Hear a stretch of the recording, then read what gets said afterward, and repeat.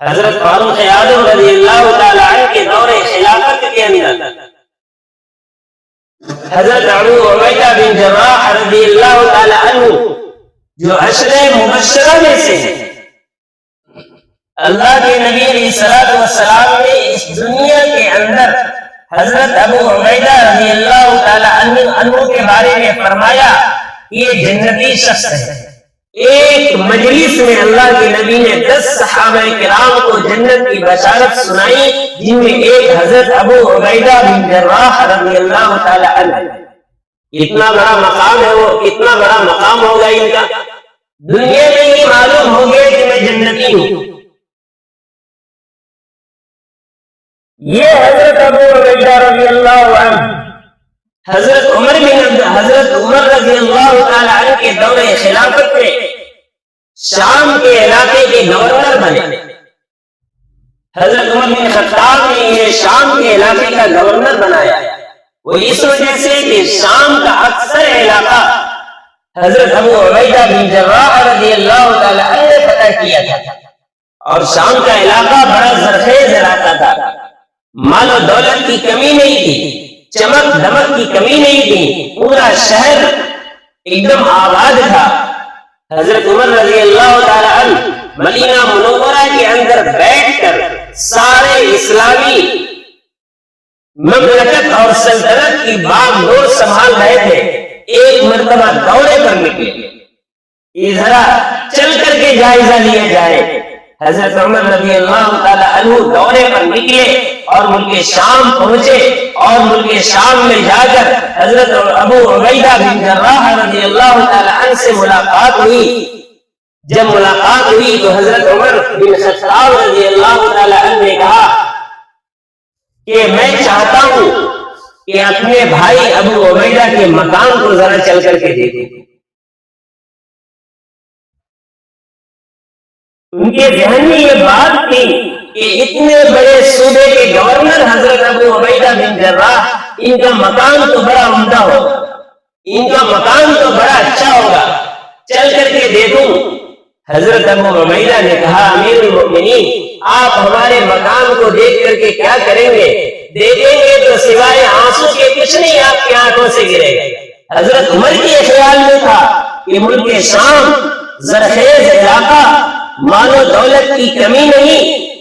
اور ہر شخص یہاں کا خوشحال ہے، اور ایسے خوشحال علاقے کا اگر کوئی گورنر ہو تو پھر اس کا کیا عالم ہوگا۔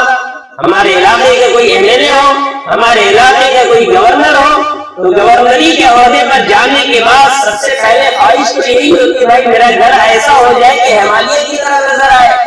ہر شخص کو پتا چلے کہ یہاں کے بڑے صاحب کا گھر ہے، ہر شخص کو پتا چل جائے کہ یہاں کے ایم ایل اے کا گھر ہے، ہر شخص کو پتا چل جائے یہاں کے ذمہ دار کا گھر ہے۔ حضرت ابو عبیدہ گورنر تھے، ملک شام کے گورنر تھے، اور چھوٹا موٹا علاقہ نہیں تھا، 4 صوبوں سے ملا ہوا علاقہ تھا، اور ابھی اس کے اندر 4 ٹکڑے ہو گئے۔ اتنے بڑے علاقے کے گورنر حضرت ابو عبیدہ بن جراح رضی اللہ تعالی عنہ اکیلے پورے علاقے کو سنبھالتے تھے۔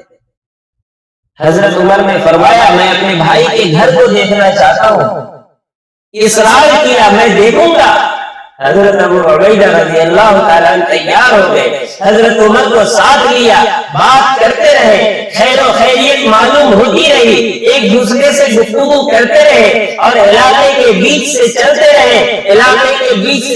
رہے، بات ہوتی رہی۔ حضرت عمر رضی اللہ تعالیٰ عنہ بھی پریشان ہو گئے، بھائی کہاں لے کر کے جا رہے ہو؟ شہر کا سارا علاقہ ختم ہو رہا ہے، ساری چمک دمک ختم ہو رہی ہے، اور گھر بھی نظر نہیں آ رہا، اس کنارے سے اس کنارے تک آپ لے کر کے آ گئے، کہاں لے کر کے جا رہے؟ حضرت ابو عبیدہ نے کہا امیر المؤمنین بس آنے والا ہے، میرا گھر آنے والا ہے، میری حویلی اور میرا بنگلہ آنے والا ہے، بس تھوڑا سا انتظار کر لیجئے آخر میں شہر کے کنارے میں جہاں کوئی مکان نہیں تھا، جہاں کسی کا گھر نہیں تھا، جہاں کوئی رنگینی نہیں تھی، آخر میں حضرت ابو عبیدہ بن جراح رضی اللہ تعالی عنہ فاروق اعظم سیدنا عمر بن خطاب کو لے کر کے اپنے اس حویلی میں پہنچے، اپنے اس گھر میں پہنچے جو گھر کھجور کے پتوں سے بنا ہوا ایک جھوپڑا تھا، ایک چھوٹا سا جھوپڑا تھا۔ حضرت عمر رضی اللہ تعالی عنہ جب اس گھر میں گئے اور دیکھے تو چاروں طرف اپنی نظر کو گھما رہے، کبھی دائیں دیکھتے، کبھی بائیں دیکھتے، کبھی آگے دیکھتے، کبھی پیچھے دیکھتے اور کچھ نظر نہیں آ رہا۔ کہا ابو عبیدہ تم اس گھر میں رہتے ہو، تم اس مکان میں رہتے ہو؟ کہا ہاں امیر المؤمنین میں اسی مکان میں رہتا ہوں، یہاں پر رہنے کا کوئی سامان نہیں ہے، یہاں کھانے پینے کا کوئی انتظام نہیں ہے، یہاں سونے کی کوئی جگہ نظر نہیں آ رہی ہے۔ کہا امیر المؤمنین یہی میرا گھر ہے، میں اسی میں رہتا ہوں۔ ایک مصلی نکالا اور کہا یہ ہے میرا بستر، دن ہوتی ہے نماز پڑھ لیتا ہوں، نماز کا وقت آ جائے نماز پڑھ لیتا ہوں، رات کا وقت ہو جائے کسی کو بچھا کر کے سو جاتا ہوں، اور اس سے زیادہ مجھے تو فرصت نہیں ہے۔ دن بھر دن اور رات ہمیشہ ہر وقت 24 گھنٹے 7 دن حکومتی کام میں مصروف ہوتا، کھانے پینے کا انتظام کرنے کا میرے پاس فرصت نہیں کہ میں اچھے کھانے بنا سکوں، اچھا پینا پی سکوں، اچھے سے سو سکوں اور بہترین بستر کا انتظام کر سکوں،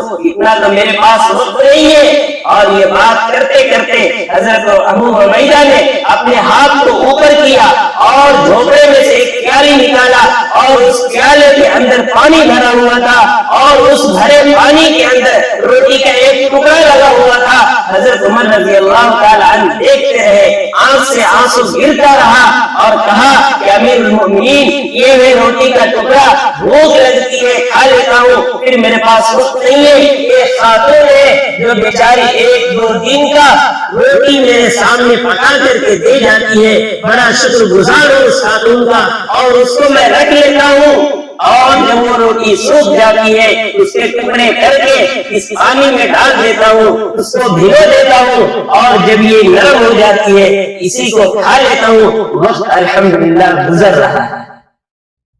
یہ تھے حضرات صحابہ کرام جو دنیا سے بالکل کٹ کر کے اپنی زندگی گزاری،